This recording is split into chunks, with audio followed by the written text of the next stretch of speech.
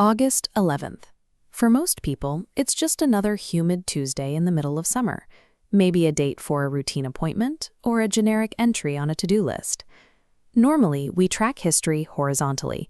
We pick a single subject, like the rise of an empire, and follow it across the years.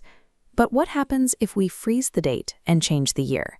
If we drop a vertical line straight down through the calendar, we take a historical core sample. Looking at a single day like August 11th reveals how densely packed our progress is. We are isolating 4 specific years where this date altered human civilization. By isolating this one 24-hour window, we expose a concentrated cross-section of our technological, cultural, and geopolitical evolution. We start at the earliest point in our sample, August 11th, 3114 BC. This serves as the mythical Day Zero for the Mesoamerican long count calendar of the Maya. It represents a massive leap in how we calculate and track time. Before this, measuring the passage of years was often localized and imprecise. This system provided a mathematical framework to track vast chronological cycles. Fast forward 5,000 years to August 11, 1942. The world is in the middle of the Second World War. On this day, Hollywood actress Hedy Lamarr and composer George Antheil executed a highly unusual pivot into military technology. The duo received a patent for a frequency-hopping spread spectrum. To prevent enemies from jamming the radio signals guiding Allied torpedoes, their system worked by rapidly bouncing a signal across dozens of different frequencies in a synchronized pattern. While the military didn't use it immediately, that anti-jamming concept became the foundational architecture for modern wireless communications. The invisible web we rely on for near-instant global communication traces its history back to a wartime defense mechanism filed on this exact date. We move further up the timeline to August 11, 1973. The location is the Bronx, inside the rec room of an apartment building at 1520 Sedgwick Avenue. A young man named DJ Kool Herc was hosting a back-to-school house party.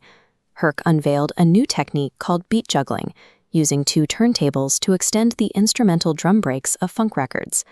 Beside him, Coke LaRock began rhythmically speaking over those extended breaks, a vocal style that became known as rapping. August 11th is a consistent magnet for pop culture milestones. Exactly 18 years later, in 1991, Nickelodeon premiered its very first line of Nicktoons, including Doug and Rugrats. But the creative ingenuity inside that 1973 house party was different. It became the genesis point for hip-hop, launching a massive, multi-billion-dollar culture that dominates global music today. 15 years later, on August 11, 1988, the focus shifts from cultural creation in America to geopolitical strategy in Afghanistan. A secretive meeting took place between Osama bin Laden, Abdullah Yusuf Azzam, and leaders of the Egyptian Islamic Jihad. The direct outcome of that gathering was the formal consolidation of several militant factions into a single terrorist network, Al-Qaeda. The organizational structure established that day went on to dictate the security crises and major global conflicts of the early 21st century. We can track that thread further up our core sample to August 11, 2003. On this day, NATO officially took command of the International Peacekeeping Force in Afghanistan, its first major operation outside Europe, dealing with the fallout of that 1988 meeting.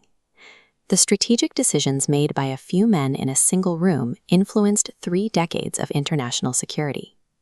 Our single vertical slice of August 11th contains the ancient Maya mastering the calendar, the blueprints for Wi-Fi, the start of hip-hop, and the 1988 meeting that formed Al-Qaeda.